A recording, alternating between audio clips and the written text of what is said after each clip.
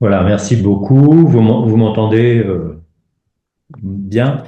Alors, c'est avec bon, beaucoup de regrets que je ne peux pas être présent avec vous à Paris pour ce colloque attendu.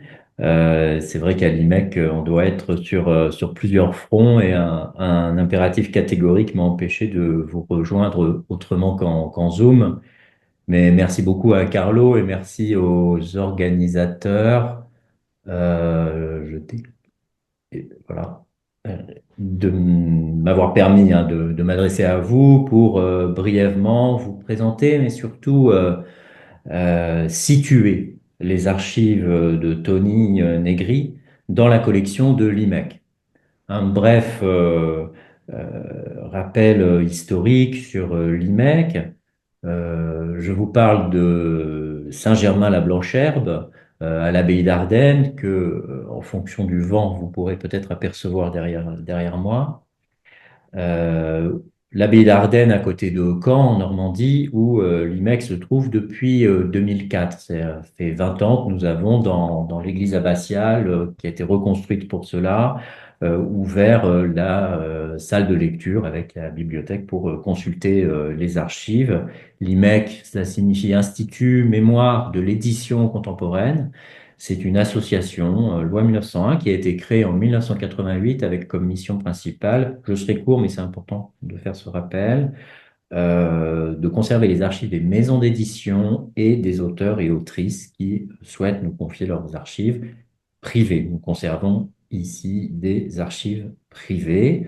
Aujourd'hui, l'IMEX, c'est 750 fonds d'archives et près de 30 kilomètres linéaires qui tentent, qui espèrent, qui essaient de documenter, de rendre compte de l'activité intellectuelle, littéraire, créative, philosophique, contemporaine. Nos collections commencent au 19e siècle et sont actuelles aujourd'hui et contemporaines.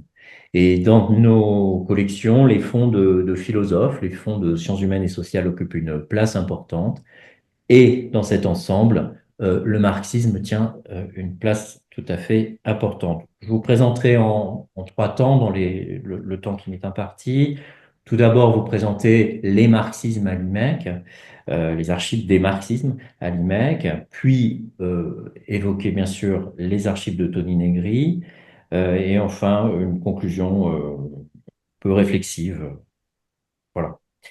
Le courant philosophique et politique issu de Marx a influencé en profondeur les sciences sociales, l'économie, l'histoire, la littérature, et peu de pensées à l'époque contemporaine ont eu un tel impact sur l'histoire politique, intellectuelle et culturelle. L'IMEC constitue en France et aussi un peu en Europe, hein, un des plus importants lieux de conservation d'archives, de penseurs et de chercheurs en dialogue avec Marx, avec le marxisme, les marxismes et avec les spectres de Marx. La récente republication du livre de Jacques Derrida, par exemple, s'accompagne d'une archive qui provient du fonds Jacques Derrida de l'IMEC, présenté par Étienne Balibar. La pensée de Marx, cette pensée de et dans l'histoire, nous semble, et c'est une évidence pour vous, pour nous d'ailleurs, en effet condamnée ni à l'effacement, ni à l'oubli, ni à ce que Marx nommait la critique rongeuse des souris. Le fait qu'une récente publication d'un Que sais-je sur l'histoire du marxisme par Jean-Dumas Ducange, cette publication ait vu son premier tirage épuisé en 2 mois est à ce titre très significatif. À dans un même ordre d'idées, les nombreuses recherches montrent une réelle et profonde actualité de cet espace où dialogue le savant, le citoyen et le politique. Nous le mesurons ici à l'abbaye d'Ardenne chaque jour, chaque semaine, en particulier en constatant le nombre de chercheurs, beaucoup de chercheurs étrangers sur la question Marx, venons travailler sur les fonds ouverts, les fonds accessibles, et aussi, nous constatons aussi un nombre de demandes très importants sur les fonds qui viennent d'arriver, mais qui sont en cours de traitement et qui ne sont pas forcément accessibles, hein. Et ça montre à la fois le dynamisme de toutes ces problématiques et toutes ces questions, nous y sommes très attentifs. Alors, tous les marxismes, c'est la marxologie, le marxisme-léninisme, les méta-marxismes. La richesse des fonds que nous conservons témoigne de la pluralité d'approches, hein, de ce que André Tauzel nommait les 1000 marxismes. L'ensemble forme une sorte de constellation, peut-être même de galaxie, dont l'étoile première, chronologiquement, est l'astre althusérien. La collection Louis Althusser compte en effet parmi les plus riches, les plus consultés, les plus anciennes, hein, et à ses côtés se trouvent les fonds de philosophes, d'historiens, de psychanalystes, de journalistes, membres du Parti communiste ou qui ont été proches du Parti communiste, comme Lucien Bonafé, François Châtelet, Jean Chénault, Pierre Courtade, Dominique et Jean Toussaint de Santi, Tony Lenné, Michel Pêcheux, Maxime Rodinson ou Jean-Pierre Vernant. Pardon pour les listes, mais c'est un tic des archivistes du monde de l'archive et de l'histoire, mais c'est pour montrer cette constellation. Et puis les archives d'Alain Badiou, de Frantz Fanon, de Félix Guattari, de Dionys Mascolo ou de Jacques Rancière constituent de leur côté des terrains philosophiques et politiques où la question du marxisme et du communisme se réinvente. Je pense que l'étoile négrie est certainement situable dans cette constellation. Un autre ensemble, enfin, est rassemblé, enfin, se retrouve autour de revues, hein. C'est une des idées d'Olivier Corpé, hein, le fondateur de l'IMEC, de rassembler des archives de revues. C'était lui-même un spécialiste de revues et ça marque notre collection. Les archives de la revue Argument, de la revue Autogestion ou de la revue Socialisme ou Barbarie, qui elle-même draine un ensemble d'auteurs comme Miguel Abansour, comme Kostas Axelos, Jean Baudrillard, Daniel Ben Saïd, Yvon Bourdet, Cornelius Castoriadis, Joseph Gabel, Lucien Goldman, André Gorz, Henri Lefebvre, récemment arrivé, Edgar Morin aussi, Kostas Papaioannou ou Michael Levy. Et puis les archives montrent tous les dialogues entretenus avec Marx, avec la pensée de Marx et avec les marxistes par Jacques Derrida, donc Michel Foucault ou Philippe Lacoue-Labarthe. Enfin, il ne faut pas l'oublier, et nous y sommes particulièrement attentifs, les fonds de maisons d'édition portent aussi et conservent nombre de documents particulièrement riches et significatifs, et j'en citerai trois. Une maison d'édition dont nous avons beaucoup, enfin, il y a eu beaucoup de recherches autour, qui est bien sûr La Découverte, et deux arrivées récentes, les éditions Champs Libre, et les éditions François Maspero, qui viennent d'arriver et qui promettent aussi, hein, à l'avenir beaucoup de recherche et de développement. Et puis aussi, mais ça c'est vraiment en ajout, Morin disait que la pensée se faisait avec et contre Marx. Il y a aussi la présence d'anti-marxistes, alors d'anti-marxistes au sens philosophique, hein, et je pense en particulier à Emmanuel Mounier et à Jean-Marie Benoît, et peut-être aussi, on en parlera d'ailleurs avec Carlo à la fin de ce mois dans le cadre d'un séminaire, à François Pérou, qui n'était pas marxiste, mais qui était en dialogue avec Marx. Voilà donc l'ensemble de cette constellation pour vous situer donc le fond Tony Negri. Tony Negri nous a fait l'honneur et nous a fait l'amitié de nous confier ses archives. Euh, donc c'est à partir de 2021. L'ensemble fait en termes de mètres linéaires 24 mètres linéaires, ce qui est assez important.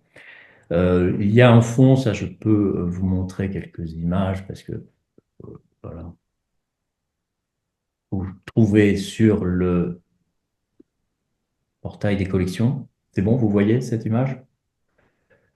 Sur le portail des collections, vous avez une description un peu archivistique qui liste les manuscrits de l'œuvre, le journal de pensée, les documents biographiques. Le fond est actuellement en traitement et personne ne le décrit mieux que Judith, donc Judith Revel, qui, je vous renvoie aussi sur le site de l'IMEC, un texte où elle présente le fond, elle présente les archives en disant on trouvera dans les archives négries tout ce qui constitue une vie philosophique et politique. Alors, quel document, quelle trace? Eh bien, une vie philosophique et politique, c'est avant tout des articles, des cahiers de travail, des notes de lecture, les traces de l'activité universitaire, de recherche, mémoire de maîtrise, thèse de doctorat. C'est aussi, j'ai commencé à l'évoquer, la trace de l'engagement dans les collectifs, qu'il s'agisse de revues, on trouve des collections de revues, mais aussi de la littérature grise, d'organisations politiques. Euh, la marque du travail philosophique avec les cahiers de travail, des notes de lecture, les manuscrits jusqu'aux corrections des épreuves. Et puis cet élément important qui est un journal qui mêle marque personnelle, philosophique et politique. Et puis bien sûr des cahiers de travail pour chaque livre. Euh, les archives, c'est vraiment la trace de ce laboratoire, hein, c'est l'expression qu'emploie Judith, hein, une sorte de laboratoire de la pensée et de l'engagement philosophique et politique. À cela, nous adjoignons à cet ensemble d'archives, dans lequel se trouvent aussi des correspondances naturellement, nous adjoignons une bibliothèque d'études. Alors, à l'IMEC, nous avons comme rêve, c'est un rêve de bibliothèque, de donner accès, lorsque les chercheurs viennent travailler sur les archives, de donner accès aussi à une bibliothèque d'études qui se compose des livres de l'auteur en français et en langue, en traduction, en langue étrangère, et des études qui lui sont consacrées, y compris les thèses et travaux universitaires, ainsi qu'un certain nombre de sélections de textes. Euh, voilà, on a un certain nombre aussi d'ensembles d'archives qui sont récemment arrivées cette année et qui restent encore à rigoler et avant de les rendre accessibles à la recherche. Voilà. Alors pour terminer, je vous ai parlé d'institutions, je vous ai parlé de périmètres scientifiques et intellectuels, de catégories d'archives, mais je voudrais terminer en parlant d'êtres humains. En effet, il n'existe pas d'institution sans humanité, pardon pour l'altruisme, mais sans travail humain, sans collectif et sens de la collectivité, de l'amitié, je pense que c'est ce qui fait un peu la marque aussi et la valeur. Je ne sais pas si on a encore passé au prisme de la théorie de la valeur la question de l'archive, mais en tout cas, je voulais terminer sur ces amitiés, ces amicalités. Tout d'abord, la confiance faite par Tony Negri, le lien aussi qui nous lie à Judith Revel, via naturellement par Tony, mais aussi par toute l'activité philosophique que Judith a pu développer avec le Centre Michel Foucault en partenariat avec nous. Et puis, il y a aussi trois personnes de l'IMEC, hein, je crois que c'est important de le dire. Le fondateur, Olivier Corpé, que j'ai déjà cité, qui, avant de fonder l'IMEC, était très proche d'Yvon Bourdet et a dirigé la revue Autogestion, c'est qui est un marqueur d'amicalité, il me semble. Et la même chose pour Albert Dichy et pour Nathalie Léger, l'actuelle directrice générale de l'IMEC. Cette amicalité qui passe là par le théâtre. J'en ai pas parlé, mais le théâtre est naturellement présent aussi, hein, le théâtre politique et la politique du théâtre. Autre élément d'amicalité, ce sont les dialogues intellectuels qui vont pouvoir, qui peuvent déjà, mais qui vont pouvoir encore plus à l'avenir être étudiés. Des dialogues avec intellectuels avec Castoriadis, par exemple, avec Guattari, euh, pour n'en citer que quelques-uns, je pense aussi à Jean-Pierre Faye.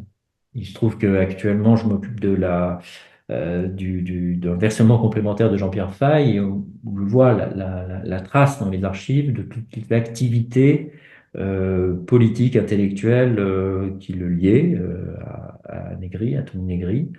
Et c'est ces éléments-là et ces dialogues que nous aimons, enfin que nous tentons, que nous espérons pouvoir non seulement conserver, mais aussi garder en mémoire et donc faire vivre. Alors pour le faire vivre, eh bien, on utilise aussi euh, le site internet et nous avons par exemple euh, je- une série qui s'appelle Les Papiers. Donc je ne sais pas si c'est bien passé à l'image, vous voyez. Euh, où nous avons une série qui s'appelle Constellation Marx et nous avons demandé en fait des commentaires d'archives à Michael Levy. Et Michael Levy, on lui a demandé de commenter en particulier une lettre de Tony à Félix Guattari. Voilà comment on fait vivre en fait la mémoire, comment on conserve et comment on valorise cela. Ce texte s'inscrit dans cette série numérique hein, intitulée elle-même Constellation Marx, où l'étoile Tony Negri brille. Voilà. Et donc ce colloque et les travaux à venir annoncent d'autres scintillements. Et je vous remercie de votre attention. J'espère que malgré la distance du Zoom, j'aurais pu vous transmettre un petit peu de tout ce qu'on fait autour des marxismes et ce qui se prépare autour de Tony Negri à l'IMEC. Merci.